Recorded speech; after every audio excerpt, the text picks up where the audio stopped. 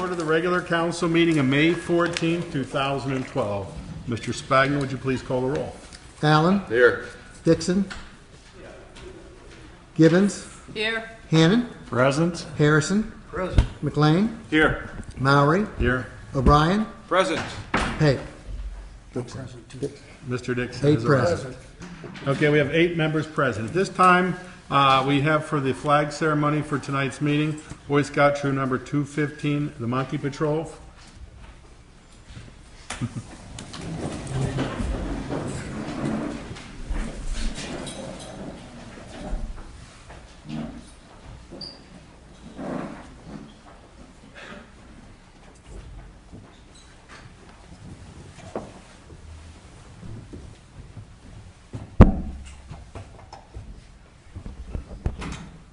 I pledge allegiance to the flag of the United States of America and to the republic for which it stands, one nation, under God, indivisible, with liberty and justice for all.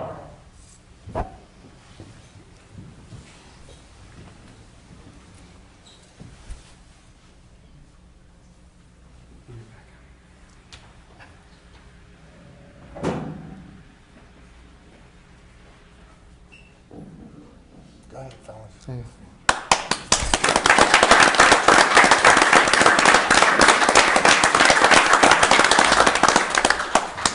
Thank you very much. At this time, I'd like to turn to chair announcements. An executive session of council was conducted tonight, May 14th, 2012, before we came out, on police personnel and contractual issues. This time, I'd like to turn to the reports of the official and the librarian's reports.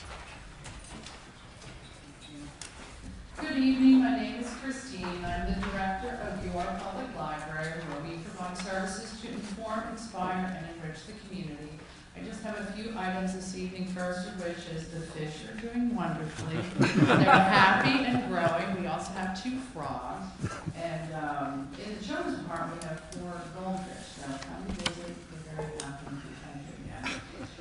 2 items about fundraising. Just wanted to remind you that on Friday, May 25th, from 6:30 to 9:30 p.m. is the library's annual fundraising gala. This year, the gala will be held at the community center, and the theme of the night is Monte Carlo. So we have some blackjack, poker, roulette. The tickets are $25 each. That includes appetizers, beverages, alcoholic and non-alcoholic, as well as some gambling tokens to start you going. We have silent auction items available, 50-50 raffles, and some basket raffles. The library is also having a Christmas in July daily raffle. So you purchase 1 ticket for $10. You get a 3-digit number on there. And then each day, there's a chance to win. It's based on the Pennsylvania Daily 3-digit number drawn at 7 p.m. Daily prizes range from $50 to $250, and our top prize will be awarded based on the number drawn on July 25th, and that's $500. Tickets are currently available in the library. They'll be available at the gala, and I believe we're going to be selling them down by the Giant Eagle right after the gala, the weekend after. Proceeds of all fundraising activities support the programs and services of the library. One other item that I wanted to talk about this evening, which has been a very hot topic in mainstream media, is the book 50 Shades of Grey by E.L. James. It's a work of fiction. If you don't know about it, if you haven't watched TV anytime recently, it is a work of fiction. It's part of a trilogy about a man and a woman in a relationship that includes sexual acts featuring bondage, domination, and submission between 2 consenting adults. Our library does own this title, as well as other erotic fiction titles from classics like The Tropic of Cancer by Henry James or Lady Chatterley's Lover by D.H. Lawrence, and contemporary titles to meet our patron demand. Our collection development policy states that the library will provide open access to materials that enable community residents to meet their personal, educational, cultural, vocational, and recreational information needs. The library aims to provide a variety of types of fiction to satisfy readers of differing taste, interest, and reading skills. Items for our fiction collection are chosen based on popular demand, reputation of the publisher and the author. In this case, it's Vintage Books. They've been in business since 1954. They're a division of Random House, which is one of the big 6 publishers out there, and they are the largest publisher of paperbacks. The Bethel Park Public Library recognizes the library's Bill of Rights and the Freedom to Read statement as adopted by the American Library Association, which in part states that the library will provide materials presenting all points of view on issues, and that it is the responsibility of librarians, as guardians of the people's freedom to read, to contest encroachments upon that freedom by individuals or groups seeking to impose their standards or taste upon the community at large. Now, initially, we received a few requests from patrons for this 50 Shades of Grey book, which originally was only published in electronic format. But when it became available, we did purchase 5 copies. Currently, I just checked before I came in here, there are 1,127 patrons waiting for this title countywide. The book is at the top of the New York Times and other bestseller lists. It's been featured on the Today Show, on Good Morning America. It's also been on Dr. Oz and Dr. Phil's show. It's on the shelf at your local Target and Giant Eagle. It's very mainstream, and people expect to find it in the library, and they will. The bottom line is this book is a relationship story. The sex in the books is not gratuitous. Furthermore, the number of erotic fiction titles that we have in our library is about a small percentage of the 110,000 volumes that are available to you at your public library. To date, we've had no requests to reconsider this title or, frankly, any other title in the 5 years that I've been director. However, our full policy is available on the library's website. There is guidelines of how we choose materials, and also as always, forever, we've had a form if you want the library to reconsider any kind of material. So for more information on this policy or any of the programs and services offered by the library, you can visit the library's website at bethelparklibrary.org. Anything you'd like to say on that? Not on your life. I think you said it all.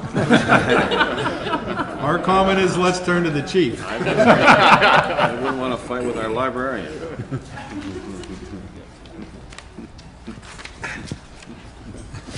It's a tough act to follow, but who would believe that the library would be more controversial than the police department?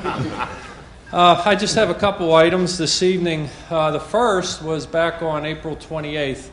The police department participated in the drug take-back program, and you've heard me talk about it for several months because we partnered with the Drug Enforcement Administration a couple times in the past. It was, once again, a hugely successful program. A lot of people ask when we're going to do it again. I believe there will be another drug take-back in October. So if you have any of those old, expired, unwanted, unused medications, not liquids, but any other medications, please hang on to them. When we do our next drug take-back program, bring them in and they'll be safely disposed of. Like I said, we've been doing this for a couple years now, and it's been a tremendous program. Secondly, I'd like to thank our local Walmart store. We received a $1,000 grant from Walmart. Purpose of the grant is to update our child identification program, which we have been running for probably the last 10 years, and we have literally done thousands and thousands of child identifications for children in our community, and we're just looking to upgrade the program, and thanks to the generosity of Walmart, we're going to be able to do that. I wanted to bring a matter to everyone's attention. Recently, Bethel Park, as well as several surrounding communities, have experienced a number of thefts from automobiles. Now, the cars weren't broken into, they were left unlocked. It's really amazing the types of property that people leave in their cars: laptops, GPS, briefcases, purses, firearms. The list goes on and on.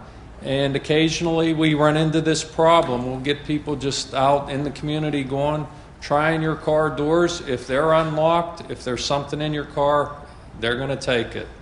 I'm happy to report we did make an arrest. We recovered most, if not all, the property that was reported stolen not only here in Bethel Park, but also for some of our neighboring communities. So please, just a reminder, lock your cars, okay? Another thing I wanted to bring to your attention was that the police department is looking for ordinance violations. Probably the biggest problem or issue we have with ordinances are junk vehicles. A junk vehicle is defined as a vehicle with an expired registration and or inspection sticker. So if you have that old car that you're planning on getting repaired, but it's sitting out in front of your house where it's in view, and the officer sees an expired inspection sticker or registration, you can count on receiving a notice that will give you a certain period of time to take care of that, okay?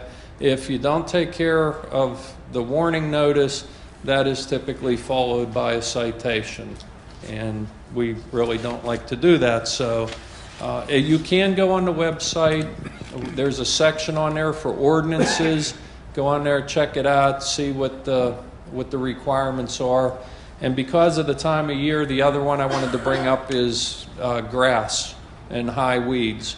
The ordinance states that your grass and weeds cannot exceed 8 inches. So please, be mindful of that. Finally, yesterday started Police Memorial Week. Every year at this time, I, number one, thank the community for the great support that you give to your police department. It's appreciated much more than you'll ever know. When I first walked up, I laid some blue ribbons on the table over there with Kathy. Please feel free, if you're so inclined, pick up a blue ribbon. We ask you to tie it to your car antenna or door handle. And when the officers are driving down the street and they see the blue ribbons flying from your car, believe me, it gives them a good feeling to know that they're appreciated and that there are people out there thinking about them. Just a little bit of history.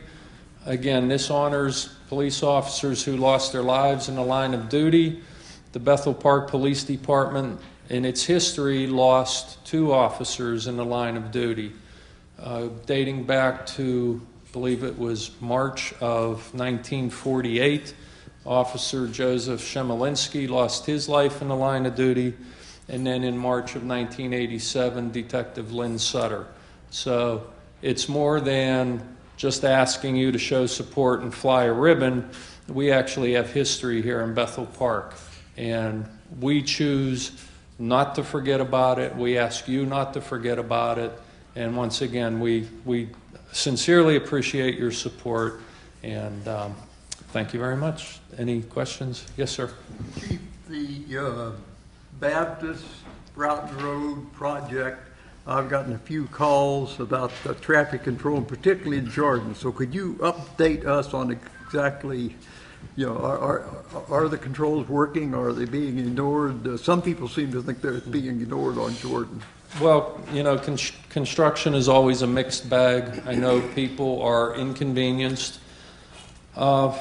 I personally haven't received a whole lot of complaints, although I know there are complaints out there. It sounds, I don't want to sound crass or anything, but my understanding is this project's going to last some 2 to 3 years, and we have a long time to complain about it. So again, I mean, the complaints are coming in, but the traffic seems to be doing pretty well. There are some new restrictions in the area as far as left turns onto Jordan, and it's a time restriction. And I'm sorry, I don't know what they are right offhand, but they're clearly posted. And like I said, there's a lot of signage up there. Sometimes it's confusing, but for the safety of at least the construction workers, we ask you to please slow down in the construction areas, be mindful that there are people working, and pay attention to the signs. If we could ask, maybe have the patrol when they're out, maybe do some monitoring of the new signs that were put up. I think been up for a few weeks, so everybody should know. I think it's 7 to 9 and 4 to 6, I believe, is what the time is. If I may, Chief, I'll tell you that people are in that area. I represent that area for years, so that's why I get these calls. They're ecstatically happy that in a couple of years they're going to have this improved intersection. But in the meantime, obviously they're suffering a bit more than usual. We got to live through. But yeah, if we can send some patrols up there, that would be great. We will definitely do that. Okay. Anything else or questions? Mr. President, Mr. Dixon. just a quick comment to dovetail onto something the chief was just talking about. In the construction zone, I get a lot of complaints from the residents who live on Broughton Road. Traffic is so heavy, it's an unending stream of traffic through the single-lane traffic in the construction zone. And the people that live there can't even get in or out of their driveways safely. So if you happen to be driving through there and you see someone in their driveway trying to back out of the driveway, just stop and let them out if you would, please. They have to live in a really, really tough environment for a long time now. So if you could give them that consideration, I'm sure they'd appreciate it. Thank you. Thank you very much, Chief. Okay, we turn to the fire chief's report. Hi, my name's Rob Usselman. I'm second captain with the Bethel Park Volunteer Fire Company. A couple announcements here before we get into the chief's report. It's my pleasure to announce to you that our newest apparatus, 110 Truck 3, is now in service. We placed it in service this last weekend. It is a 75-foot quint, as we call it in the fire service, and what that means is it's a ladder/pumper. And what that allows us to do in the fire service is basically it allows us to do more with less. In the past, you'll see an engine operate by itself and a ladder truck come in second for support. Well, due to the volunteer service now and the lack of manpower and everybody's busy and we just don't have the manpower we used to, the concept of combining two pieces into one helps us as the fire service. So now the same amount of manpower, so 5 guys or 6 guys on a truck can do 2 operations at once, and that's what this new piece will allow us to do. It has a 1,250 gallon per minute pump, which allows us to flow a lot of water if we need to, and it also has a state-of-the-art foam system, and this is the first one we've actually placed inside the pump itself, and that allows us to knock the fire down quicker if we have to. It actually allows us to save property. And if you can imagine how much water damage does during a fire, what this foam system will do will allow us to knock the fire down quicker and therefore help save property, so if we ever had that happen. This new truck is at Clifton Station, which is on Clifton Road. And if anybody sees the door, if you're driving by and you see the doors open, stop in and just ask the firefighter there or the officer there to take a look at it. We're very proud of the piece. It's a very nice piece, and if you don't have a chance to see it between now and the Memorial Day parade, you will see it in that parade, so that is something that we have and we're very proud of. So on to the chief's report. We're going to report that we had 39 incidents in April. We had 5 fires, 2 building fires, 2 cooking accidents, and 1 brush fire. We had 1 vehicle rescue extrication, 2 hazardous conditions with no fire. I think we had wires down and a couple smokes in the structure. 3 service calls, 2 good intent calls, and we had 22 false alarms and false calls. And that's all I have. Is there any questions? Okay. I'll just remind, I've been mentioning every month when we had the meeting with the fire company, I told the firemen this year I'd try to remember every month to remind people that you're a volunteer fire company, you rely upon the donations, and it's very timely at this time because the solicitations have gone out, so I'd encourage people to do that. And in the meantime, I happen to be talking to Nora Helfrich, and I see the tri-community people are here, and I told her that I might just well add on each month the thing that they rely on subscriptions and any additional money people care to give. And both of those services, of all the complaints that a council member would get, I never get complaints on the fire company and the tri-community. Very excellent services, and we ought to make sure we support them fully. Thank you. Yes, thank you very much. Thank you very much. Any other discussion? Hearing none, thank you very much. If we can turn to the mayor's report, Mayor Morton. Evening, Council, President, Mr. President, everybody out here, everybody at home. Good to see you here tonight. We have 3 or 4 items we need to get through tonight, so we'll begin as we normally do with our senior happy birthday greetings. For those of you who may not know, we recognize our seniors as at least those that we can identify, over 90 years old, 90 years and older, and we have them by month and their birth dates, and so we take care of them that way and give them a little luncheon in the fall of the year, and they seem to appreciate that. So we have this evening Bill Meridish, who's turned 91. Jane Boucher is 92. Betty Lester is 93. We're going up the ladder here. Eleanor Reber is 95. 94. Margaret Crulley is 95. Mary Connor is 95. Clara Paulus is 97. And Anastasia Zabowski is 98. So we wish all these people a very, very happy birthday and many, many more. Secondly, recently, in fact, it was a week ago this weekend, I got a call from Lowe's, our Lowe's store on the other end of town, and asked me if I could come over. They wanted to make a donation to Bethel Park, and I thought, well, I don't have any idea what Lowe's is giving us, but I'll go and see what it is. Well, it turned out to be a rather large truck full of flowers, and they were plants, they were hangings, there was all kinds of beautiful things, and so it took me 4 trips to my little pickup to get them out of there. But the municipality came over to my house on that Monday morning and got them, and they've now planted them around town. A lot of them are right out here. Some are in some of the parks, and so on and so on. So our manager did send a thank you letter to them, and just let me share that with you quickly. He says, "Dear Mr. Batovsky, on behalf of Mayor Cliff Morton and the Bethel Park Council, I wish to thank you for your donation of flowers to the municipality. Your flowers so generously donated have been planted at various locations, including the Community Center, Bethel Park Municipal Building, the Miners Memorial Park, and other locations. Your donation on behalf of Lowe's is greatly appreciated and, needless to say, helps to beautify our community. Again, we thank you and Lowe's for your donation to the municipality." In talking with those folks, it didn't sound like it was going to be the last time, so we may get something more from Lowe's. Moving on, let me get rid of some of this stuff.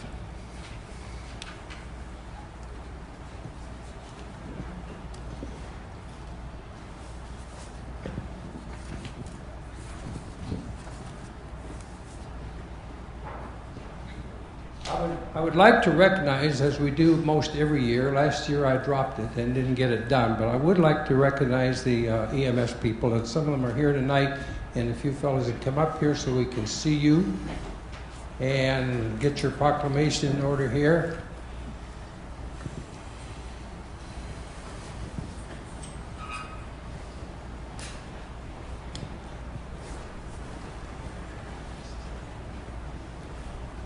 Some of you have, I'm sure, had an occasion for the EMS people to come to your house or someplace where they were needed.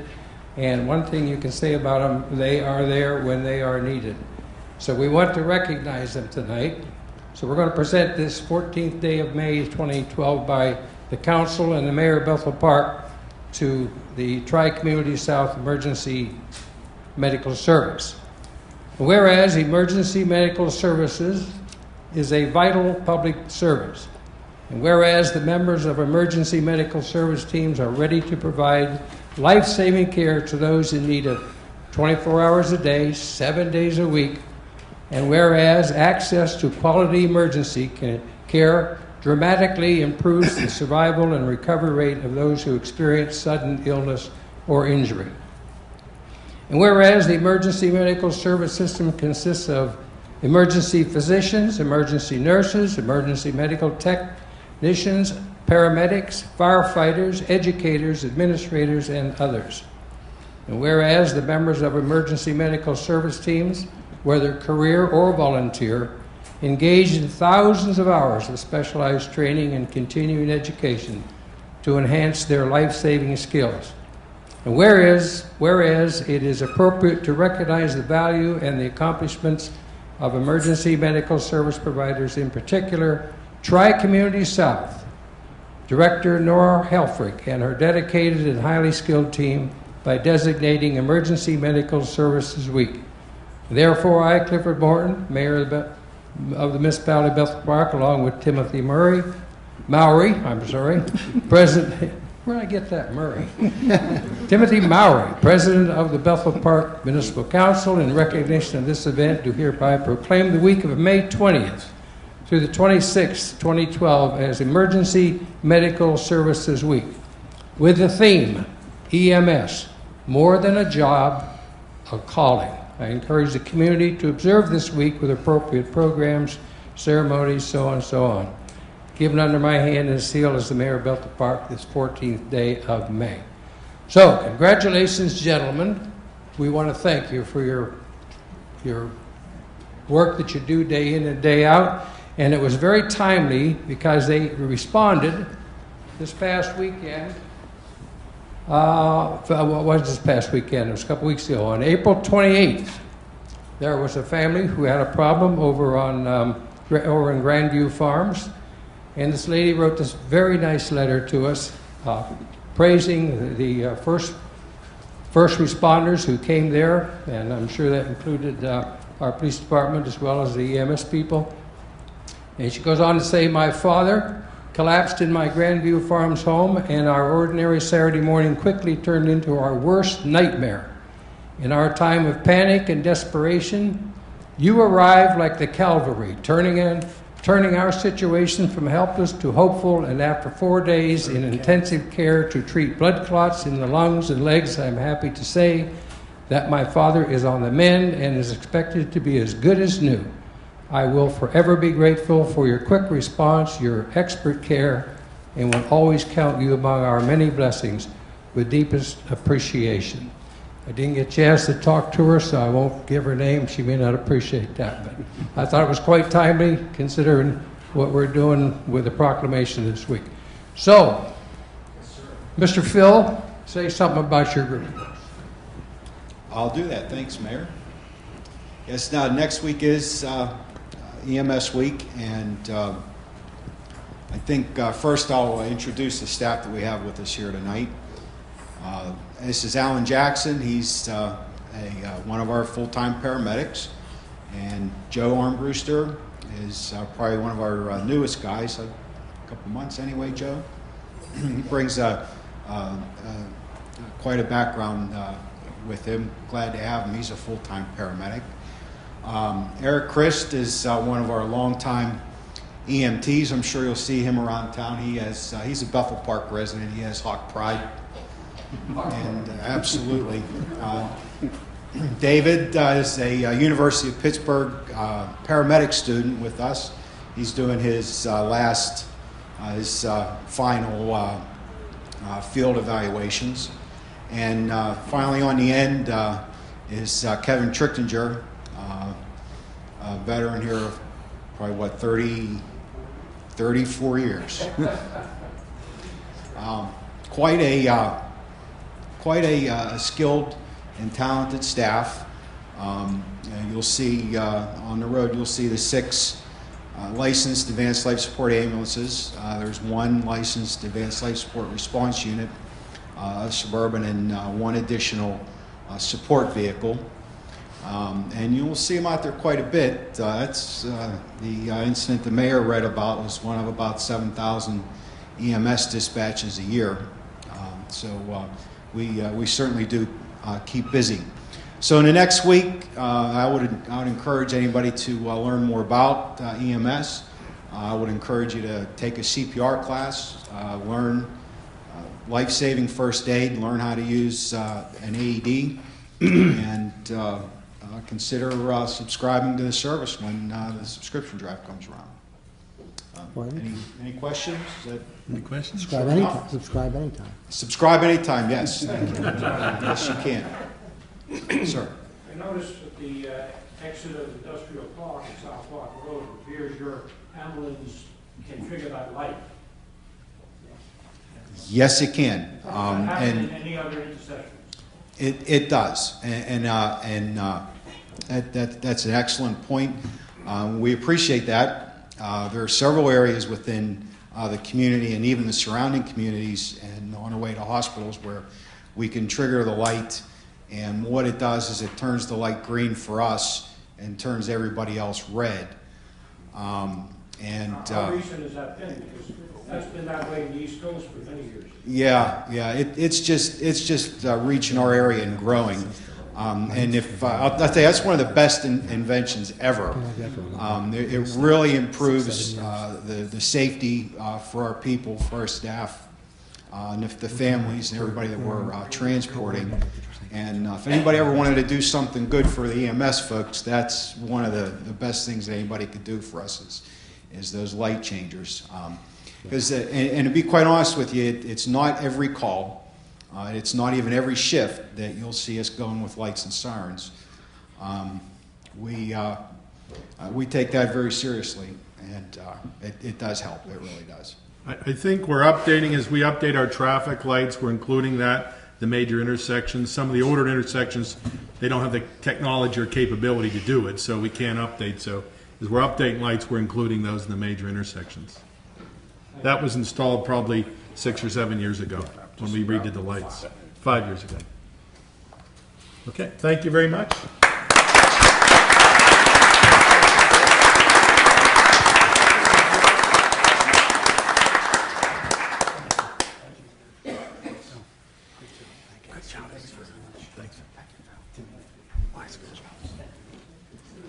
Thank you for your service. You guys, as my brother would say, you've done good. Thank you very much.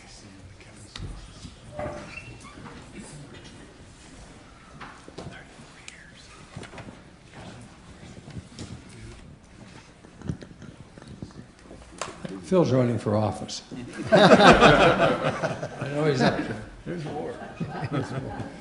He has been great here. He is also our emergency management chairman.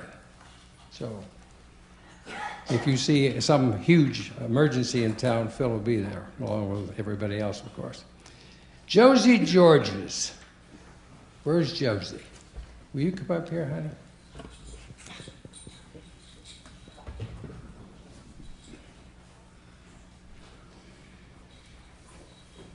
Josie is, let's do it this way. We'll read part of this.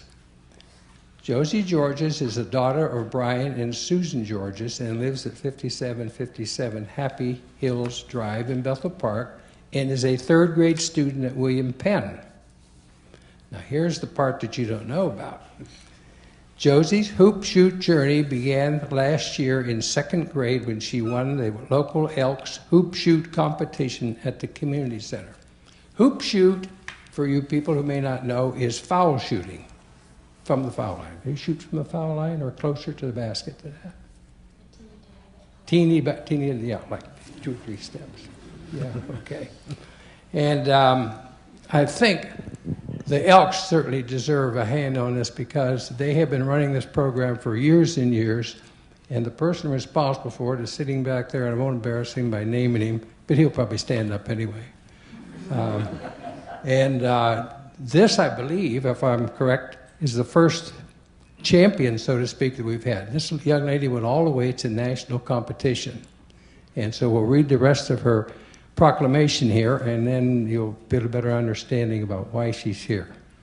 Isn't she pretty? Whereas Josie went on to win the district hoop shoot competition, which then led her to move on to the state championship at State College. And whereas Josie's journey continued this year when she won the local Elks hoop shoot this January. Whereas Josie then moved on to the district hoop shoot again, competing against other 8- and 9-year-old girls from the Pittsburgh Metropolitan District, where she shot 22 out of 25 foul shots to become the district champion in February. Josie was then qualified to compete in the Pennsylvania State Championship at Penn State, where she shot against 9 other girls from across the state. Josie made 21 out of 25 foul shots to become the Pennsylvania State champion in March. She then moved on to the regional hoop shoot in Wilkes-Barre, where she shot against girls from New York and New Jersey. She shot her career high of 23 out of 25 foul shots to earn the regional title. Josie was then qualified to represent the region at the national level in Springfield, Massachusetts, where she shot against 11 other girls from all over the United States, making 21 of 25 foul shots at the national hoop shoot. Josie is the first Bethel Park student to proceed all the way to the national finals, where she finished 4th overall. So, she is our champion.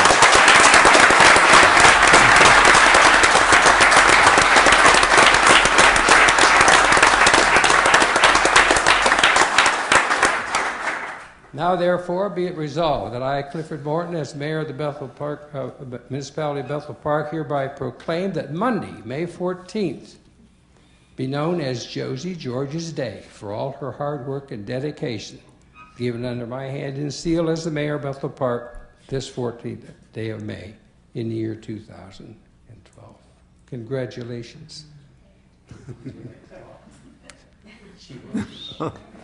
say whatever you want to say. Well, I want to thank the Elks and my school, because my gym teacher did a lot to help me. Very good.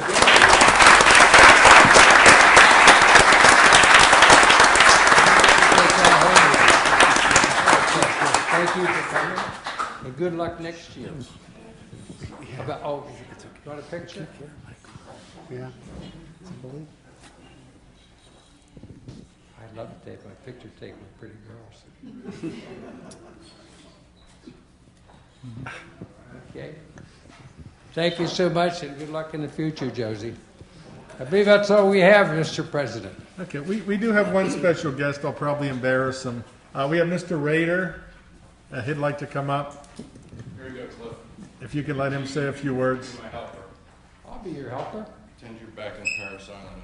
I've been there before. My name is Rick Rader. I'm a member of the Bethel Park Veterans Memorial Committee.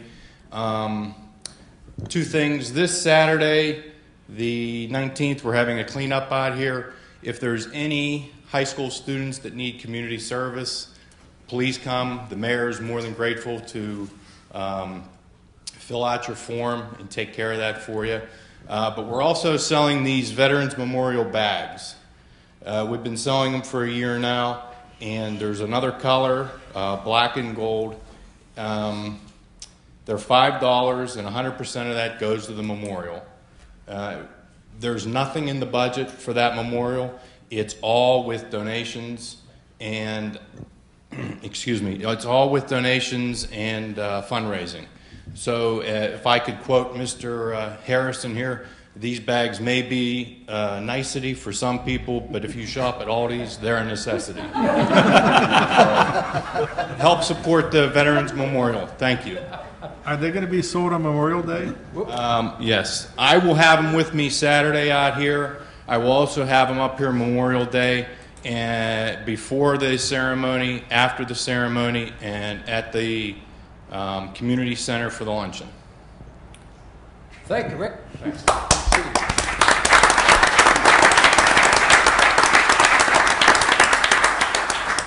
Thank you very much, Mayor and Mr. Rader. Now, if we can turn to the approval of the minutes, and Mr. Allen. I move that we approve the regular council meeting minutes of April 9th, 2012. Second. There's a motion and a second. We move the approve the regular council meeting minutes of April 9th, 2012. Any discussion of this item? Mr. Spagna, would you please call the roll? Allen? Yes. Dixon? Yes. Gibbons? Yes. Hannon? Yes. Harrison? Yes. McLean? Yes. Mowry? Yes. O'Brien? Yes. Motion passes 8-0. Can we turn to the approval of the bills and payrolls, and Mr. Allen? I move that we approve the bills and payrolls for the municipality per bill list number 051412 in the amount of $1,006,877.07. Second. There's a motion and a second. We approve the bills and payrolls for the municipality per bill list number 051412 in the amount of $1,006,877.07. Any discussion of this item? Mr. Spagna, would you please call the roll? Dixon? Yes. Gibbons? Yes. Hannon? Yes. Harrison? Yes. McLean? Yes. Mowry? Yes. O'Brien? Yes. Alan? Yes. Motion passes 8-0. At this time, we'd like to turn to the resident comment section for non-agenda items. If you'd like to step to the microphone, state your name and address. We do have a 3-minute limit. At the end of 2 minutes, you'll be signified by the manager. Would ask you to conclude your comments. Can I use that thing, or can I turn that down? Can you just go over to it, Mr. Bello? Right.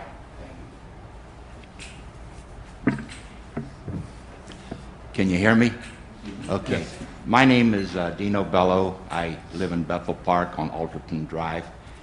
And I want to make my comments on the tax increase in Bethel Park. And I wrote this out. I've sent this out to you people before, but I won't, so I've got to read it to you. My wife, Kay, bless her soul, would say, Dino, be strong, be honest, do your homework, and always, always, always do the right thing. Folks, you know, we know your view. Please consider ours. We both must bury the hatchet, as this is given to you in a helpful spirit of which this should be taken. If you go ahead and raise the millage after you know the $1.3 million is there, it would not be fair to the homeowners of Bethel Park. We now know that a tax increase by the county reassessment in itself is a huge tax increase, which makes Bethel Park increase not necessary. For our seniors and young families in Bethel Park who are doing their best just to get by, we need to keep the millage as it is. After the Civil War, when President Lincoln was shot and killed, one of the generals said, according to Harper's Magazine, a very well-known paper, the war is over. We no longer need a divided nation of North versus South, father versus son, neighbor versus neighbor, friend versus friend. Peace and harmony must return. We must work together to build a new and stronger nation. If saving Bethel Park is your goal, then all goals have been met. As President Roosevelt said, we have nothing to fear but fear itself, and our seniors need not to lose their homes.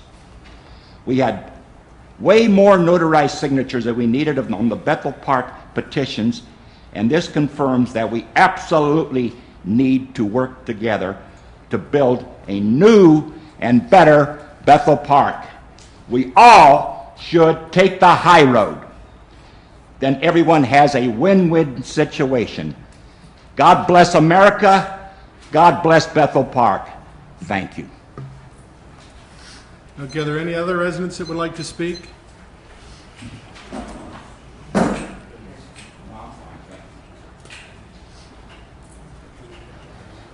Good evening. Bill Vizza, Lawrence Drive, 7061, or as a lot of us like to call it, the Adventure Drive, because it's an adventure trying to get in and out.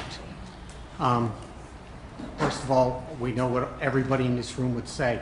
That's a problem situation up on Broughton Baptist, problem at Jordan, problem at Locust, which has been closed off, which provides an absolute limited access for those of us living in on those streets.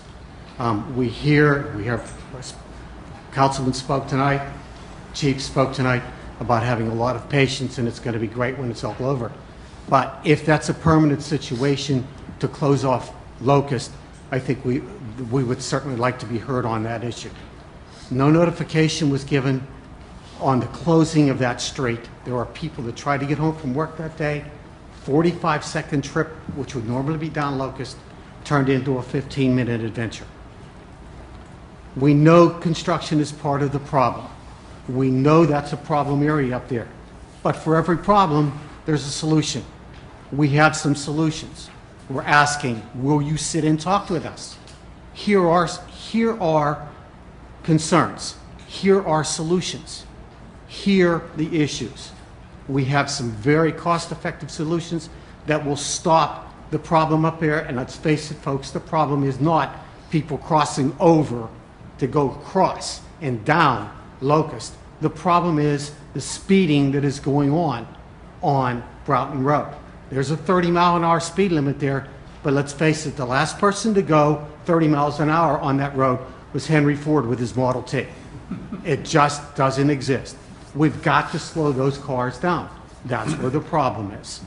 Please meet with us. Please hear our concerns. We'll sit down, we will talk with you.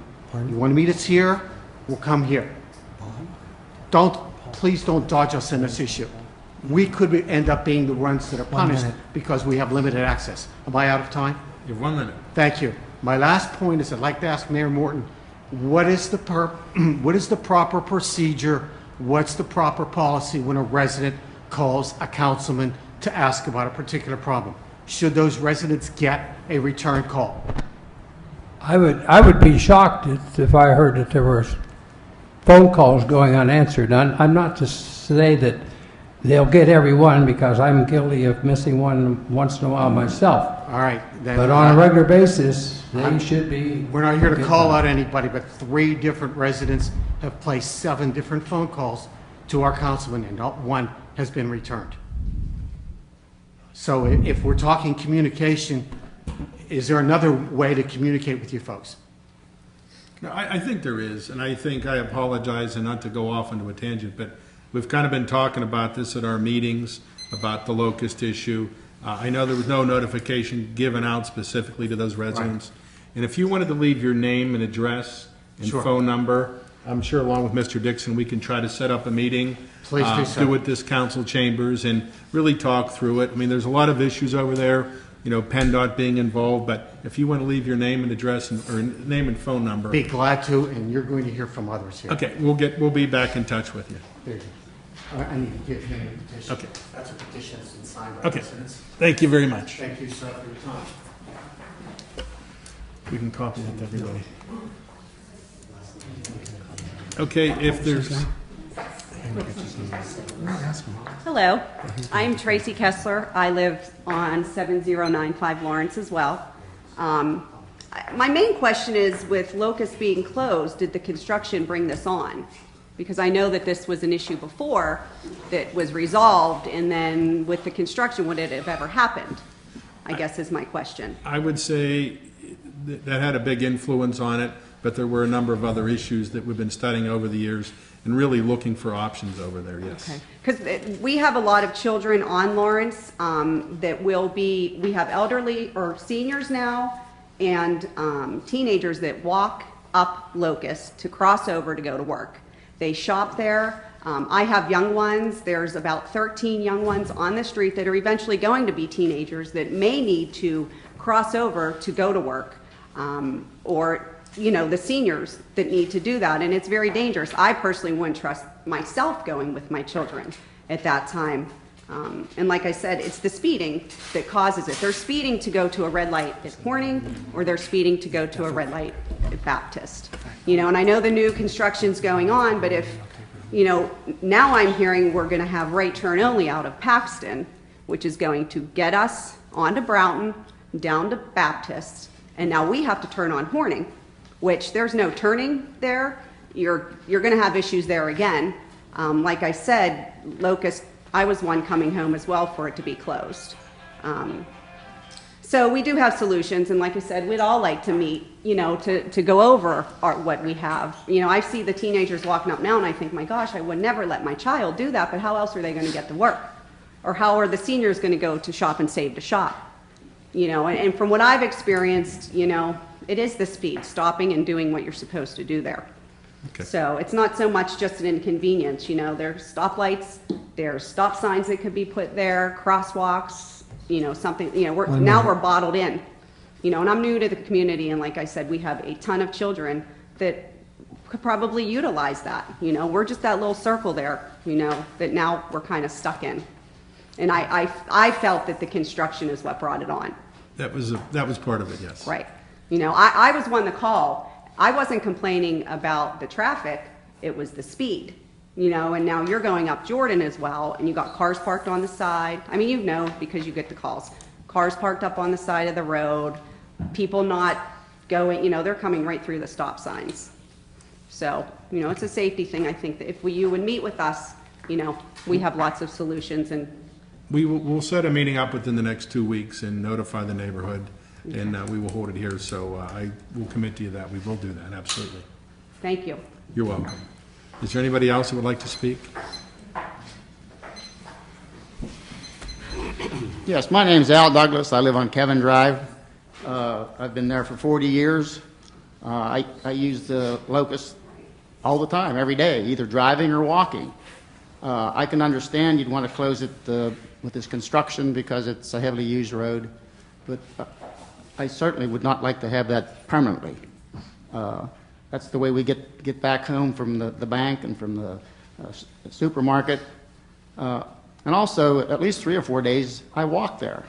Right now, with that new barrier you put on, I can just barely get over it. My wife won't even go up that way. She can't even step over it. If you're pushing a baby carriage or pulling a cart, you can't get over it. So we've completely blocked in. And the other thing that I'm concerned about is on Horning Road and Jordan, all the stop signs. Within a half a mile, if I'm coming from Broughton up Horning Road, I have to stop just before the railroad tunnel. I go through the tunnel, go about 100 yards, I have to stop again. I go another block, and then, of course, that's the traffic light at Baptist Road. Continuing on, I go another block and a half, I have to stop again at Kevin Drive. And if I'm going to the bank, I go to Jordan, I have to stop again. Now I turn left on Jordan, I get halfway up the hill, I have to stop again. Between the stop signs and the price of gas nowadays, it's terrible to get around Bethel Park. I think that all those signs are excessive. I know there's some speeding, but there's not that much speeding. And right now there isn't any speeding on Horning Road. I mean, it's just solid traffic. You'd think you'd want to close up some of them just to keep the traffic going. But we need to talk about this again at your next meeting. Okay, thank you very much. My name is Jerry Fox, live 288 Horning Road. I'm with my neighbors here about the closing with the guardrail and everything. But I have another issue is I've lived there for 30 years now, and since you've changed that, coming up and down Jordan, I've almost gotten more accidents there because of the cars parked on the side of the road. It's so narrow that when you're coming up over that crest, then all of a sudden, boom, you see a car parked there, and the cars are flying around. That's dangerous. And the other thing is, this is kind of off the wall, but I have an outlet sign on the side of my house on Kevin. I wish you'd take it out. Now I have a stop sign right on Horning, and now I got the outlet sign in my yard, which makes no sense. I don't know why it's there, but I wish, somebody would come by and take that out and put it somewhere else where it'd be usage. Okay? Okay. Thank you. Thank you very much. Are there any other residents that would like to speak? My name is Scott Graham. I live on Lawrence. I've lived on Lawrence for 13 years, and I am here with my neighbors as well. And I know this is just being a little bit redundant, but closing of Locust is going to be something is going to cause more problems than I think it's worth. I don't know what PennDOT says about it, but you're going to cause a lot of problems up on Jordan, just like my neighbor had said. There's nowhere to walk on Jordan, and there's more. It's adding a lot of traffic to Jordan. It's inconvenienced a lot of people that live on Kevin, Lawrence, on that street there. That has been used since I've been a Bethel Park resident. It's been used there. I think a three-way stop sign there would slow traffic down enough where it would be safe for people to cross. That street you're going to cause so much more traffic on Jordan and inconvenience so many people. It's going to have. I'm a little angry over it because there's no need to close it in my mind. And I would be interested to know what the reasons are for why you're closing it. So I'm looking forward to this meeting, and I'm sure there'll be many more people in our neighborhood that want to know why that's going to be closed. And there's a lot of people who are very unhappy with it. So, thank you.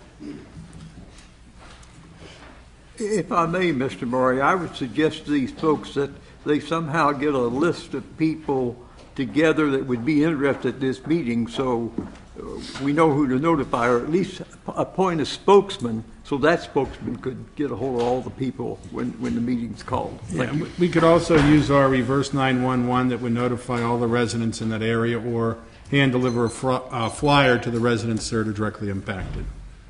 Excuse me, sir, she has my name. Okay. If you want to put an additional number on in case I'm not available. Okay. Tracy, you want to give it to Yeah, you can just give it to Kathy. That would be great. We're going to appoint you as the spokesman. How's that? Thanks a lot. I Not a problem. Can I ask you to stick around after the meeting? Sure. It's not a paid position, so I'm sorry. I have a lot of those in different days. I apologize. That's okay. Not to beat a dead horse, but my name's Beth Welsh. I live at 7012 Kevin Drive. I would also like to see Locust reopened. If it's not reopened, then there definitely needs to be some type of opening in the guardrail and crosswalks and traffic control devices in place on Broughton. There are many people in my neighborhood who walk up Locust and cross over Broughton to get to Shop and Save, and without a break in the guardrail, this is very dangerous. The amount of traffic that the closure of Locust puts onto Jordan Street is unsafe as well. It's also very difficult to drive on Jordan when there are cars parked at the crest of the hill. I was also very unhappy to hear that they are planning to make a right turn only as you come up Broughton from Paxton once Broughton reopens. This will present major congestion both at Route 88 and Horning, as well as the intersection of Baptist and Broughton and Horning. Thank you. Thank you very much. Are there any other residents who would like to speak?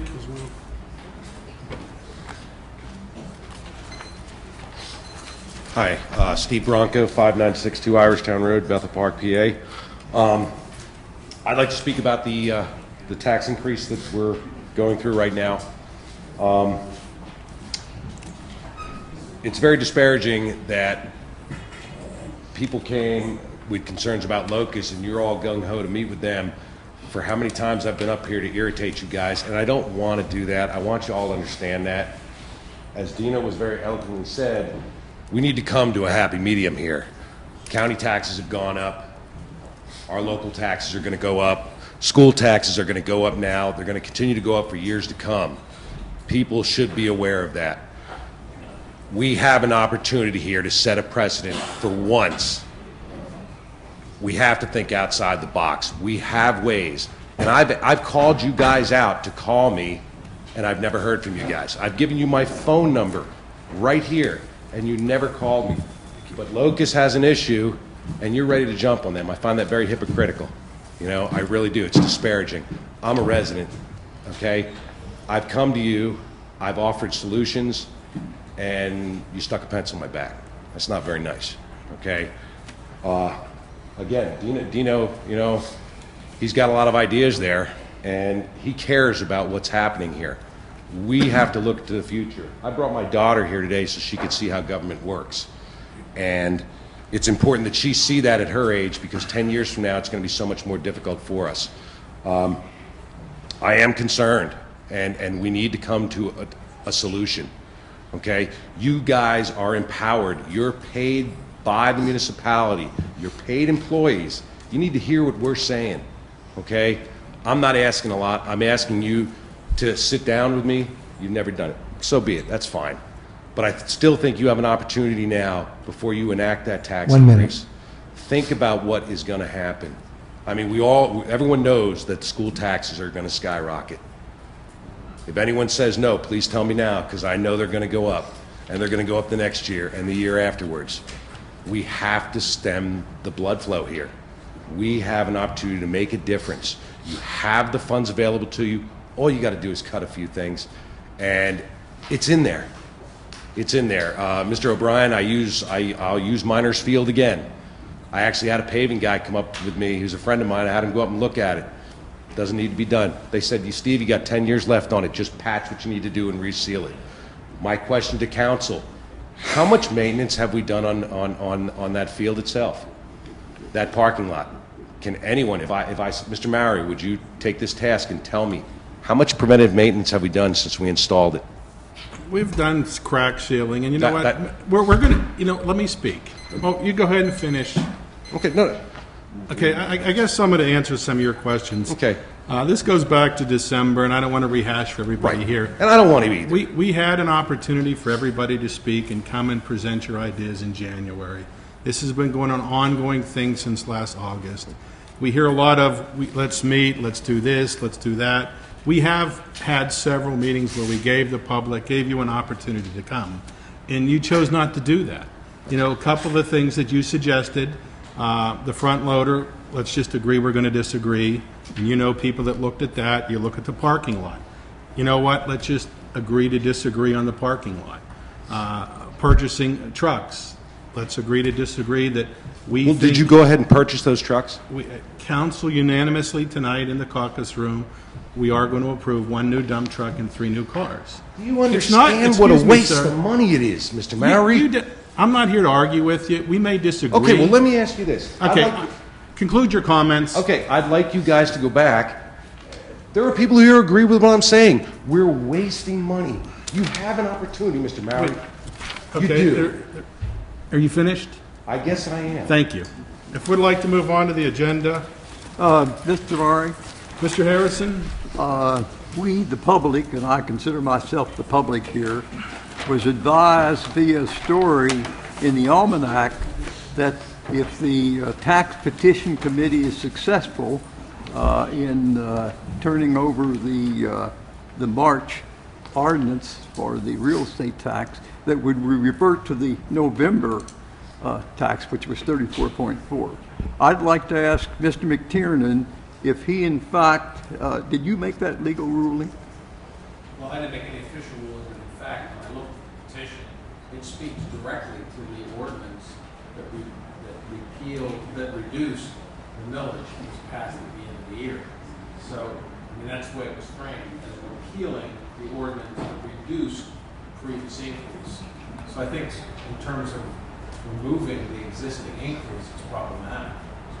Well, let's see, I got to understand, when we passed the March ordinance, that doesn't void the November ordinance. Is that true or not? Well, that's because the way it was framed was as an amendment to the previous ordinance. The ordinance that raised taxes 0.75% was passed, and then because of a lot of things that took place with respect to revenue and expectations on the county's reassessment, council was able to say, well, we don't need that high an increase, so it amended the tax ordinance to reduce it to a 0.25 increase.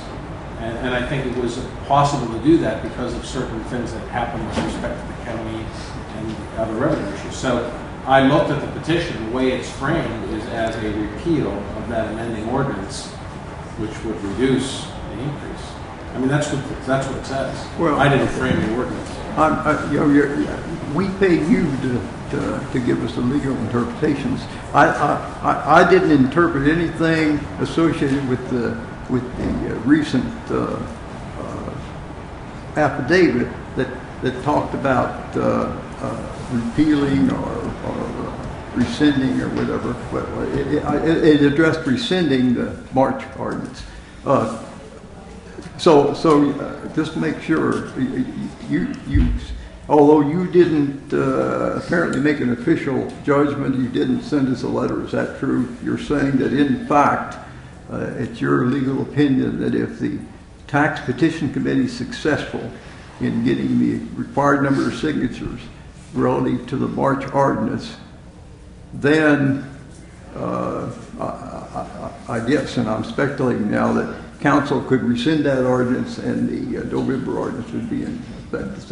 Am I interpreting what you said correctly? That's what the petition says. Excuse me? That's what the petition says, to rescind the amending ordinance that reduced the increase, and that as framed by the committee.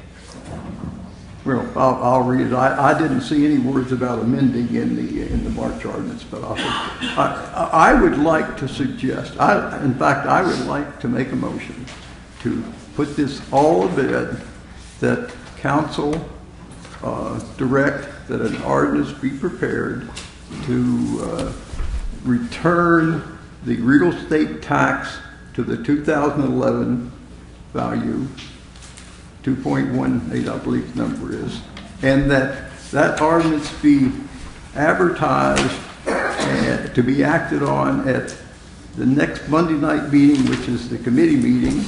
And because to do that requires a special meeting, I'm saying on the record that if council gets such an ordinance, approves such an ordinance, and council advertises a special meeting, and council approves that ordinance at the special meeting, I personally will pay the cost for the advertising. Thank you very much. That's a motion I'd like. There's a motion on the floor. Is there a second? Hearing lack of a second, the motion fails. I'll ask Mr. McTiernan a little clearer here. Based on the tax petition committee, the most recent one that's been submitted, that it's against the millage rate. It's not actually against the increase. It's against the millage rate established at 2.43. That's the rate they're challenging, correct? Yes, that's what it says. So if they're successful in getting the signatures, the question whether or not we want to leave the 2.43 mil increase or 2.43 mil tax rate will go to the November referendum.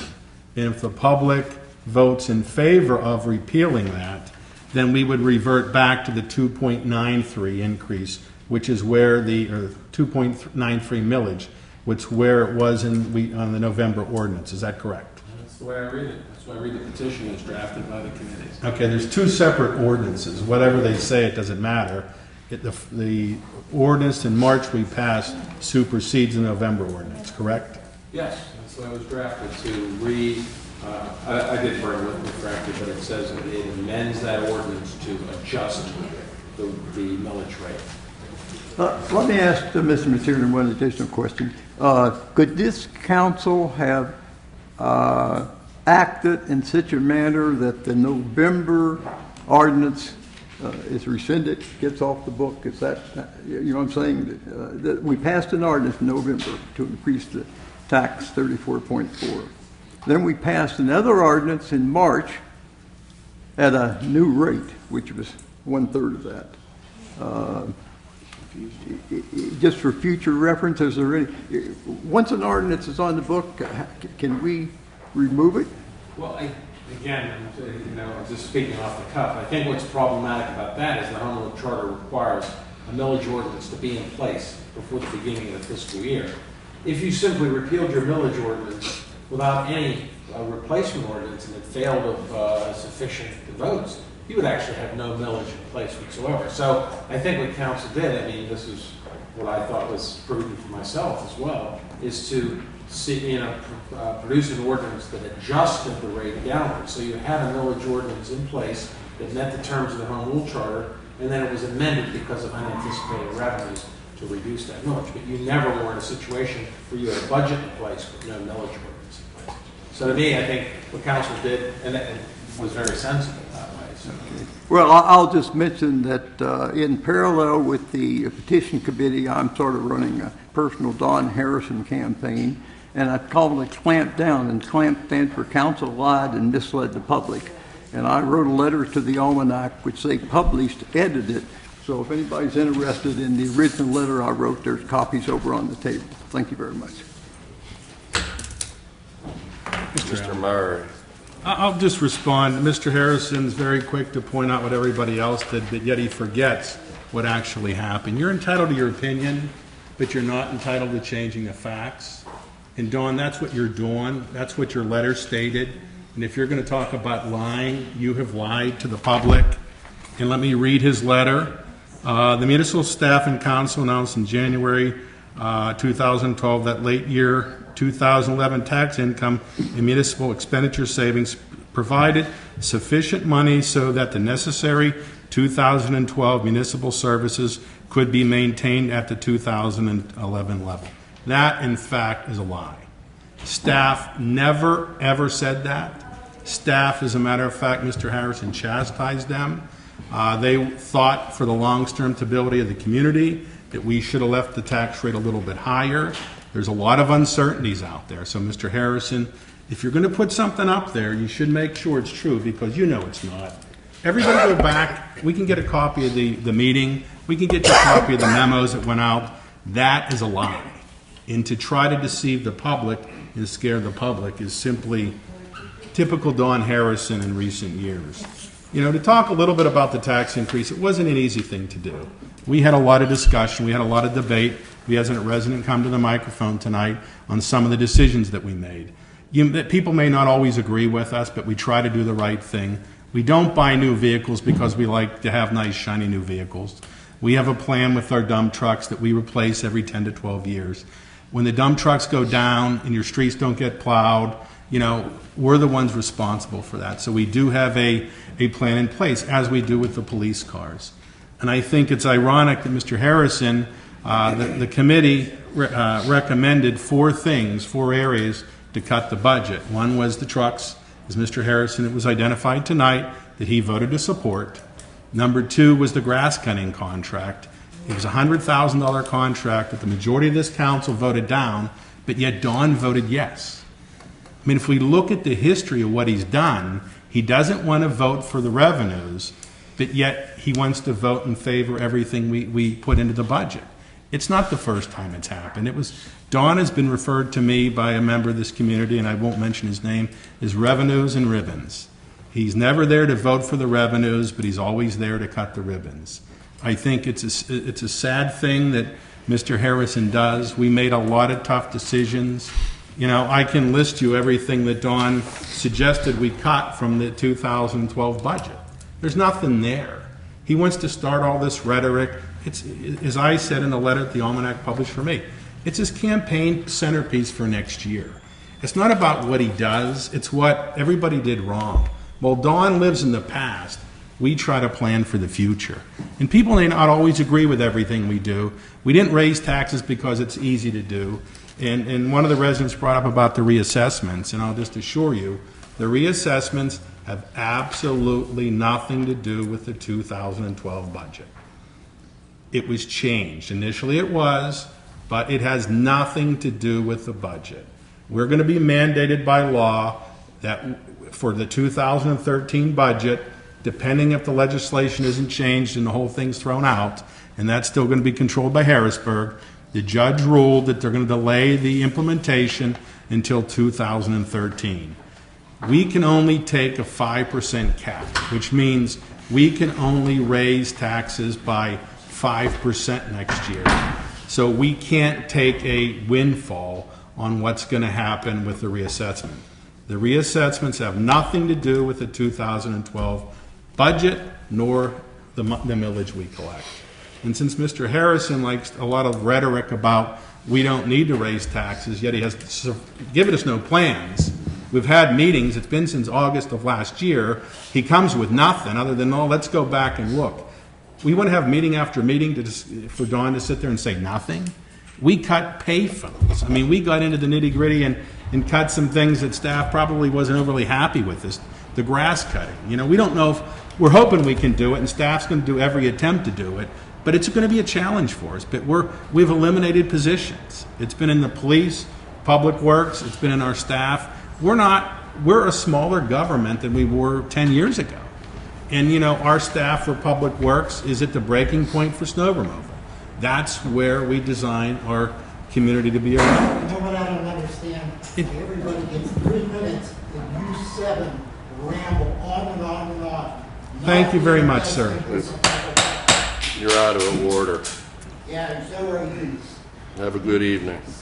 So if you look at the revenues through the end of April, and maybe Don hasn't done this because it doesn't fit his story, our revenue collection, as the majority of council said for months, it was told by our staff, our revenue collection is down $196,000 versus prior year.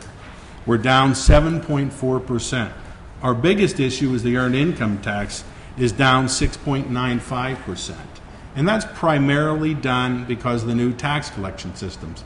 Some of us realized this. We knew there was going to be a 2 to 3 month delay on collections this year that will catch up next year, but we're going to be hurting.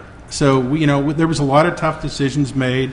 It wasn't easy. The increase is actually, I think, on the average $116,000 house, $29 per year. We all pay it here. It wasn't an easy thing to do, but some of us have really done our due diligence on what we want. We listened to the community and what the expectations were. Thank you. Mr. Allen? Mr. Harrison.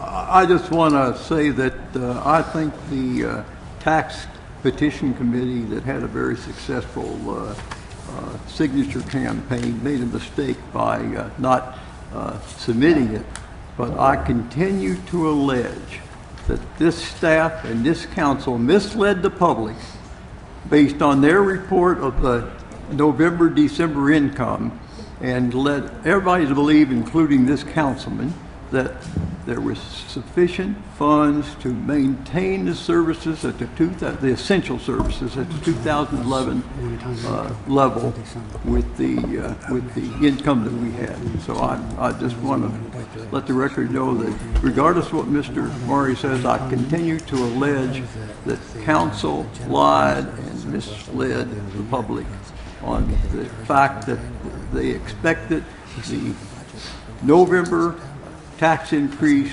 to be rescinded. Thank you very much. Mr. Chairman. Mr. O'Brien. That is just, wow. In that money, Mr. Harrison, you know there was one-time monies that only show up once a year. And you know you can't balance a budget on one-time money. So council weighed all the information, weighed all the public comment, weighed it all, and made their decision. Now, recently I was at a meeting at the industrial park, and on the agenda that night was a guest speaker, and it was announced the voice of reason, Don Harrison. Well, Mr. Harrison didn't show up for his speech. I was really waiting for your wisdom. You know, I'll give you a reason, a million reasons why you're not the voice of reason. And I have such respect for you, but I really don't understand where you're coming from. You want to lower it again, and then you vote for everything that we discuss that could possibly keep you there. And these are the things that are real money. Minor's parking lot, the truck, 3 police cars, grass cutting, and the front loader. How can you want to continue to reduce the budget and continue to vote for buying these things? We know we need them, but if you really believe in your passion, then you would stand firm, but you don't. You can't have it both ways. That's not a million reasons. Excuse me. Now, you have to understand one thing also. I gotta go to the bathroom. You have to understand one thing also. The 3 people that are now speaking here on the tax increase are not advocates anymore. They're candidates. So they've already announced in a few years that they're going to run for seats in the council. So don't allow, well, one is sitting, and don't allow things to just sway away a little bit. Understand the real motives and things. This council did some diligence You can to fool listen. some of the people some of the time, all the people all the time. Excuse me. I'm out of here. Good. You know, their numbers are numbers. And they just, you know, I thought we put this issue away, but we didn't. And I don't think it's going away. I thought council did a very good job of listening, setting up meetings, talking rationally, talking intelligently. But we're chasing windmills. We're chasing demons. We're chasing ghosts. Thank you, Mr. Murray. Thank you, Mr. Brown. Any other comments? Hearing none, if we can turn to general policy and finance, and Mr. Hannon. Okay, the first of 3 items is the appointment to the Building and Fire Code Appeals Board. I move that we appoint Joseph P. Niedermeyer to the Building and Fire Code Appeals Board for a term to expire on December 31st, 2014. Second. We have a motion and a second. We appoint Joseph P. Niedermeyer to the Building and Fire Code Appeals Board for a term to expire on December 31st, 2014. Any discussion of this item? Mr. Spagna, would you please call the roll? Gibbons? Yes. Hannon? Yes. Harrison? Yes. McLean? Yes. Mowry? Yes. O'Brien? Yes. Allen? Yes. Dixon? Yes. 8-0. Motion passes 8-0. Mr. Hannon. Next item is an appointment to the Municipal Authority. I move that we appoint Mike Dunleavy Jr. to fulfill a vacancy on the Municipal Authority for a term to expire on December 31st, 2013. Second. There's a motion and a second that we appoint Mike Donlevy Jr. to fill a vacancy on the municipal authority, for a term to expire on December 31st, 2013. Any discussion of this item? Mr. Spagna, would you please call the roll? Hannon. Yes. Harrison. Yes. McLean. Yes. Maury. Yes. O'Brien. Yes. Allen. Yes. Dixon. Yes. Gibbons. 8-0. Motion passes 8-0. Mr. Hannon. Third item is an appointment to the Board of Parks, Recreation, and Leisure Services. I move that we appoint Barbara Valalick, to fulfill a vacancy on the Board of Parks, Recreation, and Leisure Services for a term to expire on December 31st, 2013. Second. There's a motion and a second that we appoint Barbara Valalick to fill a vacancy on the Board of Parks, Recreation, and Leisure Services for a term to expire on December 31st, 2013. Any discussion of this item? Mr. Spagna, would you please call the roll? Harrison. Yes. McLean. Yes. Maury. Yes. O'Brien. Yes. Allen. Yes. Dixon. Yes. Gibbons. Hannon. Yes. Motion passes 8-0. Mr. Hannon. We have no further agenda items on our general policy and finance, Mr. President. Thank you very much, Mr. Hannon. Are there additional items? I just have one. We did talk over the last few months about a bond refinancing for the municipal authority. It was completed approximately 2 weeks ago, and I will say, I don't know what the total dollar value of the bond we refinanced, but based on the financial stability of the municipality, we received a AA bond rating, which meant in the refinancing that we weren't required to go out and get insurance on the bond. That probably garnered us an additional $30,000 or $35,000. Overall, we were able to recoup $223,000. That is specifically for the municipal authority for capital projects. So it was, even though we guarantee, it's the authority's bond money, so the proceeds go back to the municipal authority. So we do have some good news on the bond refinancing. Is there any other discussion? Hearing none, could we turn to planning and zoning and Mr. Dixon? No one signed up to speak for planning and zoning No, tonight. We have one item on the agenda tonight. That is an ordinance, the Fire Insurance Escrow Act of 1994.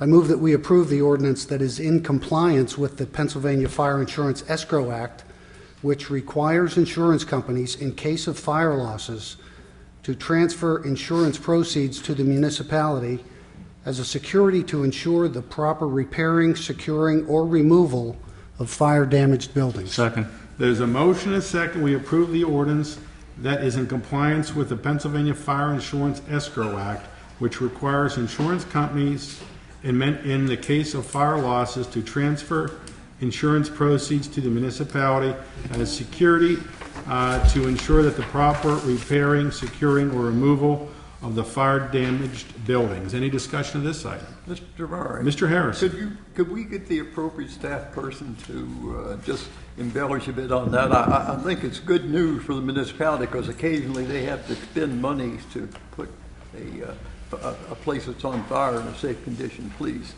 Mr. Duke. Yeah, I guess, sir, I could defer to Mr. Hannon since he brought it up. It's up to him, but go right ahead. Okay. The act is a state act, actually, that came in 1994 that most municipalities in Pennsylvania passed. We're just following up with some of the documentation with it.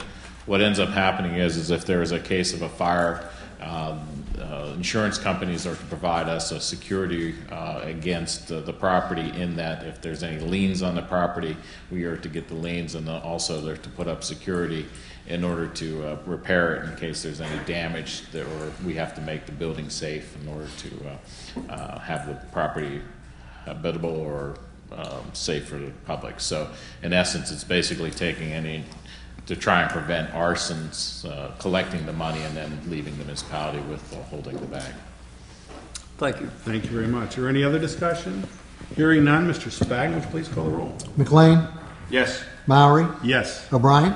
Yes. Allen. Yes. Dixon. Yes. Gibbons. Yes. Hannon. Yes. Harrison. Yes. Motion passes 8-0. Mr. Dixon. That's all we have under planning and zoning tonight, Mr. Chairman. Thank you very much. Are there any additional items? Hearing none, I'd like to turn to health, safety, and welfare. We have no residents signed up to speak. Mr. McLean. Mr. President, there are no items under health, safety, and welfare this evening. Thank you, Mr. McLean. Are there any additional items? Mr. President, I have one item. Just on a lighter note, I wanted to point out to Mr. Spagnol that earlier this evening when the mayor was honoring Josie Georges, it occurred to me that she can shoot free throws better than the Pitt basketball team. No comment. She's quite accomplished. No additional items. Thank you, Mr. McLean. Okay, turn to Public Works and Maintenance and Mr. O'Brien. Thank you, Mr. Meyer. There are no items under Public Works and Maintenance. However, I have one. Mr. O'Brien. We all know that Memorial Day is coming, but for this Memorial Day in May, we started, the Veterans Memorial Committee started a new program, and it's for all our veterans. As if you were walking in tonight or you pass a municipal building, you'll see that the flags in the plaza, the 3x5s, are displaying the Merchant Marine flag. May is the Merchant Marine month. Their birthday falls in May. So for the month of May, those Merchant Marine flags will fly. Now in June, it'll be the Army. In July, it'll be the American flags in honor of our nation's birthday. In August, it'll be the Coast Guard. In September, it'll be the Air Force. In October, it will be the Navy. And last, but certainly not least, in November, we all know, it's the Marines. Hear, hear. This will give veterans an opportunity for their branch of service to come down and have pictures taken in the memorial with their family and friends. So that is a nice program, and I think it'll work out really nice. And then the rest of the year, all the service flags will fly along with the American flags. As for our Memorial Day celebration, once again, it's May 28th at 7:30 in the morning, coffee and donuts, and promptly we go off because the Legion gets mad if we're late for the parade around 5 to 8. Now, it's a very special day. We have a lot of special things coming here from the neighborhood, from a lost young man that was found to the used to be the mayor, judge of Bethel Park, and without a further ado, the judge's son will explain all the festivities of our exciting Memorial Day. Thank you, Mr. O'Brien. I appreciate it. What Mark is referring to is, you may recall that back in the fall, we started to look for a former Bethel Park resident, someone who in fact had lived next door to me when I was young, and who I knew had died in Vietnam. But I also knew from having attended last year's memorial event that he was not on the memorial. So we began a search using the efforts of a lot of people to see if we could identify his family and ascertain his background and his connection to Bethel. Well, we were successful in doing that. The gentleman's name is Charles Michael Swaim, and we've been able to locate his two surviving sisters. And I'm really, really pleased to say that both of them are going to be attending the Memorial Day event this year. This town is where they knew their brother. They moved here when they were young. In fact, his younger sister was born right before they moved here, and this is really the only town in which she knew her brother. And neither of them have been back for many years. So they're going to come back for the Memorial Day weekend. I have the pleasure of taking them on a tour of our town and showing them how well Bethel has held up, but also showing them the town that their brother gave his life for, so that the people here could continue to live the life that we all enjoy. As Mark indicated, it's even a greater pleasure that my father is going to be the guest speaker that day. He too was a neighbor of Charles, in fact would remember him very well as a young man who lived next door. And so for me, this has just been a wonderful community event, people pulling together to find Charles's family. As I said, his two surviving sisters are going to attend. And also it was just confirmed to me that his fellow Marine who was with him, he met him in camp and was with him when he died, is also going to attend. He's going to travel here from Florida. So it'll be a great day, and it's another fitting chapter in the Forgotten Heroes effort that Mr. O'Brien has been has done so much to bring about. And once again, we'll be able to identify somebody, add him to our memorial, and give him the proper recognition. So I'm excited. I hope everyone attends, as many people as they can attend, because it's just a great event. And I want to thank Mr. O'Brien because he's the one who gave me the guidance, having done this before, on how to get through it. So thank you. Well, on behalf of the Bethel Park Veterans Memorial Committee, Jim, we would like to thank you and Ms. Miller for all your efforts, and Matt Smith. This is really divine intervention. This is something really special. This is just beyond your wildest dreams, that a boy who gave his life for this town somehow got forgotten. And we had an opportunity to say that we remember, that sacrifice is meaningless without remembrance, and we're doing that. So thank you, Jim, and thank you, Judy. Thank you very much. Is there any other discussion? Hearing none. Move we adjourn. Second. All in favor? Aye. Meeting adjourned, everybody. Good night.